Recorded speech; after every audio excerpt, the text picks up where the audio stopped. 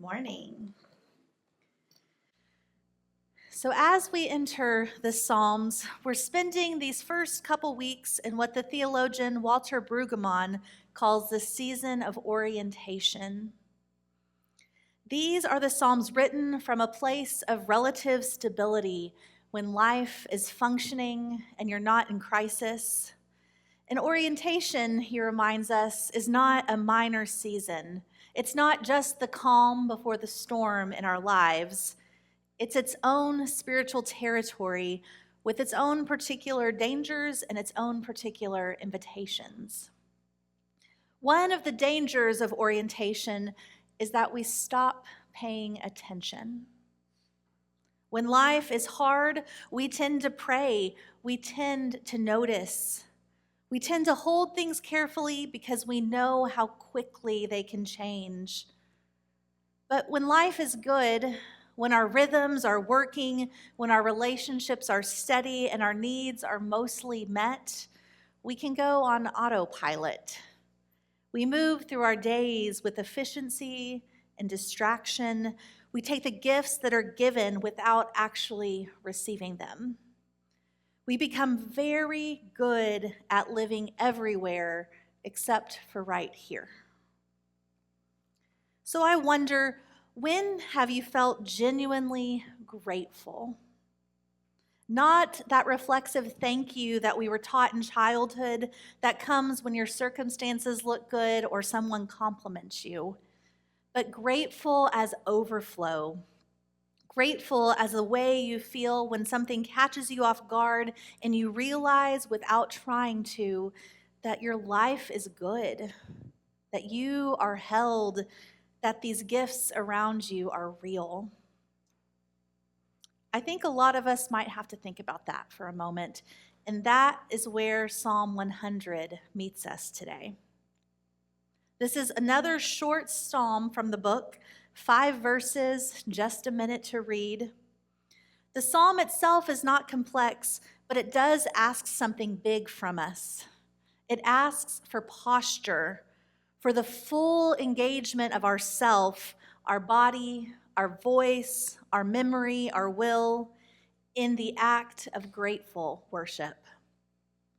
The psalm tells us that the religious equivalent of going through the motions is just not enough. The psalm wants something from your whole self. Psalm 100 is written not to manufacture gratitude out of suffering, but to call attention when we have everything that we need to be grateful and have simply forgotten to be. It's an invitation to wake up inside our own lives, to receive what has already been given to us, and to name what is good before you start to count what is lacking. That is where the journey begins, here in the ordinary life that is already quite full. So let's hear Psalm 100 together. Psalm 100, a psalm for giving thanks. Shout for joy to the Lord, all the earth. Worship the Lord with gladness. Come before him with joyful song. Know that the Lord is God. It is he who made us, and we are his. We are his people, the sheep of his pasture.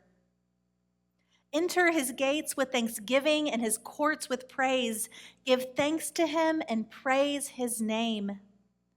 For the Lord is good, and his love endures forever. His faithfulness continues through all generations. The word of the Lord. Worship demands all of you and of me.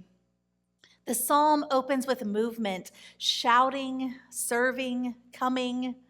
These are not passive verbs. The Israelites who sang this psalm were singing it as they entered the temple courts.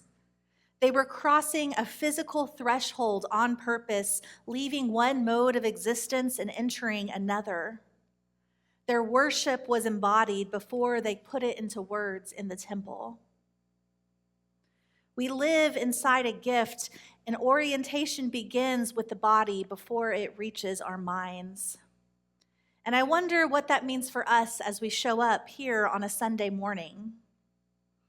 Are you arriving, or are you going through the motions of arrival while remaining somewhere else entirely? Already at lunch? Already working on your to-do list? Already worrying about the things that you can't control this week? The psalm calls us back. Come back into the room. Come back into the movement. Come back into worship. The season of orientation is not a season to coast through. It is a season of practice, to build the habits of attention and gratitude that will hold you when the ground shifts, because it will shift. And the people who travel faithfully through disorientation are the ones who learned in the ordinary seasons to receive the light and to pay attention. That kind of worship has to be ground into our identity. Know that the Lord is God. It is God who made us, and we are God's, says the psalmist. Gratitude at its deepest level is not a response to good circumstances. It is a response to knowing the truth of who God is and who we are in relation to God. Before our behavior or any accounting of what we have or have not done, there is belonging. We are God's. Our identity as God's grows as we grow deeper roots, as we are sustained by the knowledge of our own belovedness. And this identity in God is important because when life is good, there is a temptation that we encounter. The temptation to believe that what is going well because of us. That we have managed wisely, that we have worked hard enough, that we have made the right calls. And there's nothing wrong with wisdom or diligence, but when orientation becomes self-sufficiency, when the good season convinces us that we are essentially self-made, we have lost something that we will desperately need later. We've lost who we are. And the psalmist interrupts that drift away from God and pulls us back. It is God who made us. This good season is not your achievement. It is a gift from the God who made you and who claims you. And that shift in itself is an act of worship. You and I are invited to ask ourselves, am I living from a sense of belonging to God? Or am I still trying to earn my place at the table? Our worship is also grounded in our past. Enter God's gates with thanksgiving and God's courts with praise. Enter. You walk through a gate because there's something on the other side worth moving toward. And what the psalmist points to on the other side is not a feeling, but a fact. For the Lord is good, and the Lord's love endures forever. God's faithfulness continues through all generations. Gratitude, the psalmist is saying, is a memory discipline. It is the practice of telling yourself the true story again, the one about what God has already done, not just the story about what you're currently facing. The practice of entering God's presence with thanksgiving is always tethered to a story because of what God has done, because of who God has shown God's self to be. There is something that the good seasons make possible that the hard ones often do not, the leisure to remember. When you are not in survival mode, you have this capacity to look back, to trace the faithfulness, to tell the story with some distance and some clarity. Orientation is the season when you can do that work, where you build the memory that will anchor you when the disorientation comes and your feelings stop aligning with what you believe.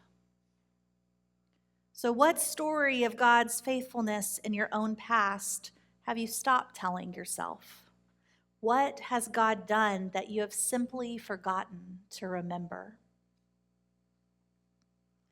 The invitation of the season of orientation is the practice of noticing.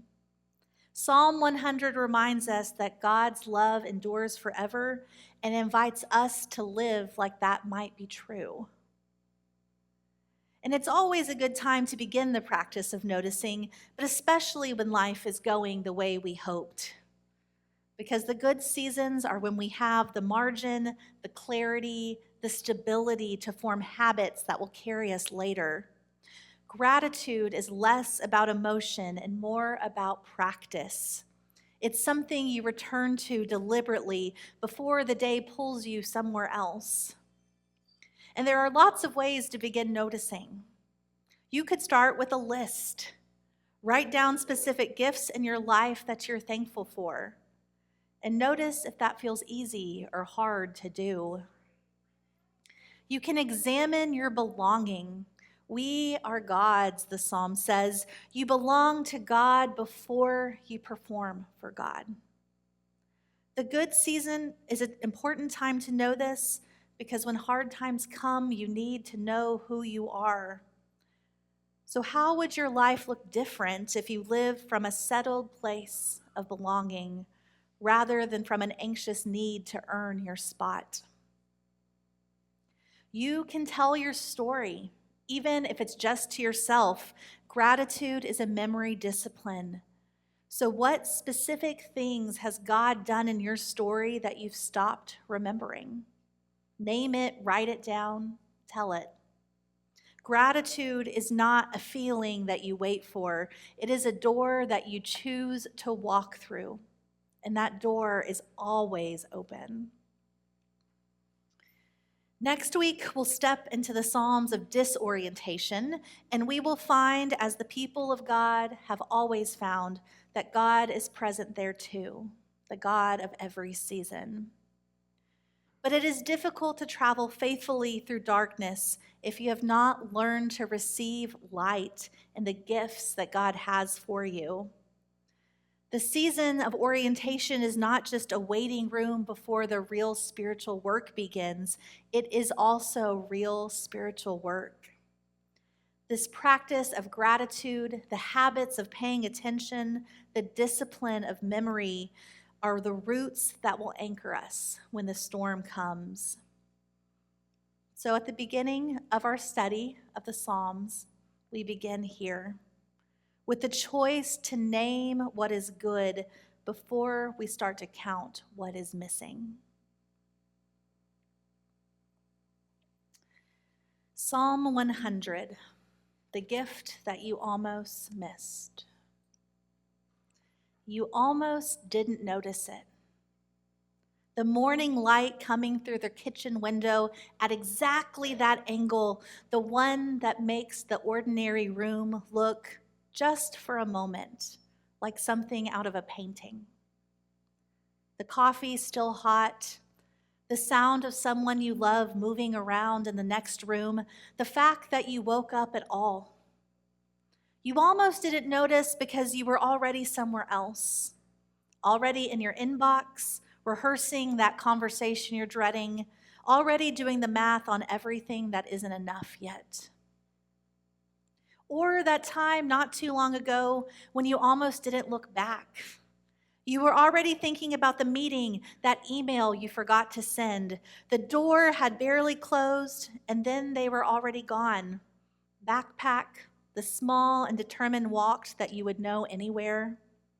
And something made you wait just one more second.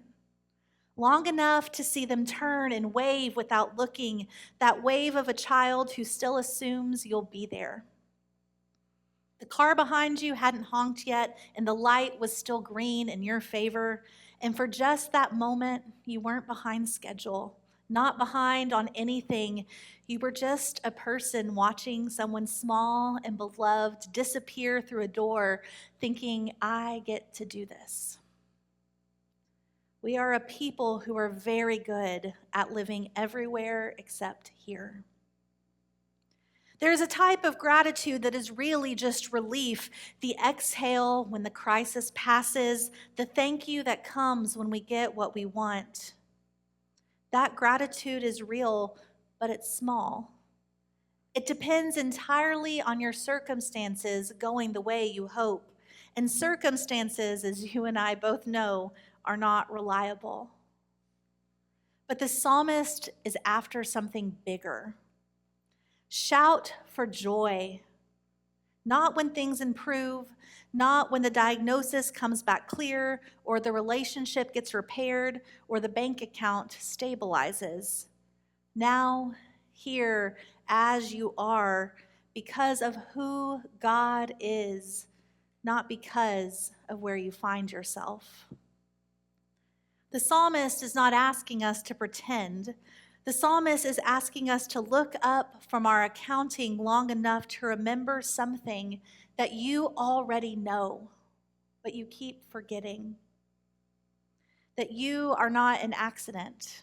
You are not self-made, and you did not hold yourself together through all these hard years by sheer will. You were held.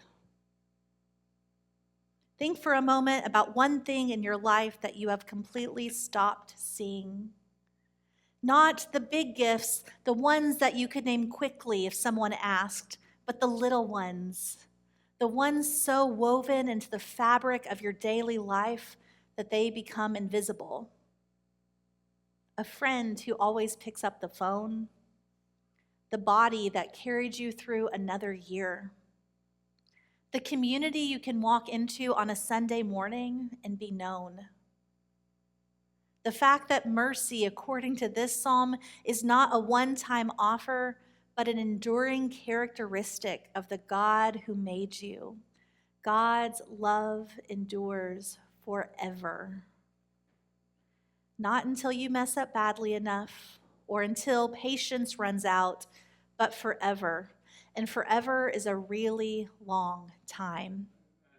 Longer than your worst season, longer than the distance between who you are and who you know you're supposed to be.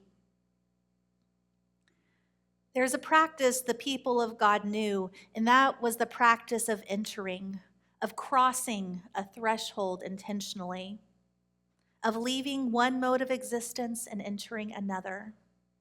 Enter God's gates with thanksgiving. Enter God's courts with praise. God's people know that gratitude is not a feeling you wait for. It is a posture you assume, a door that you choose to walk through. And sometimes you walk through it with your whole heart singing, and sometimes you walk through it with tired feet and just enough faith to show up. But no matter how you come, you let the act of entering do something in you that you can't manufacture on your own. You're at the beginning of something if you want to be, a different way of moving through your days, a way that pauses, that notices, that names the gifts before counting what is not there. Not because life is without grief or that there isn't any real pain waiting, but because you cannot travel faithfully through darkness if you've never learned to receive the light. So receive it today. The coffee, the light, the person in the next room, the mercy that got you here. Because it is enough to begin with.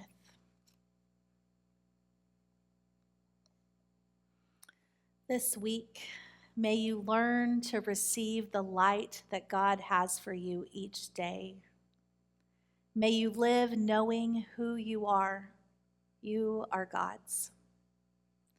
And may the faithfulness God has shown you in the past be enough to trust God with what lies ahead.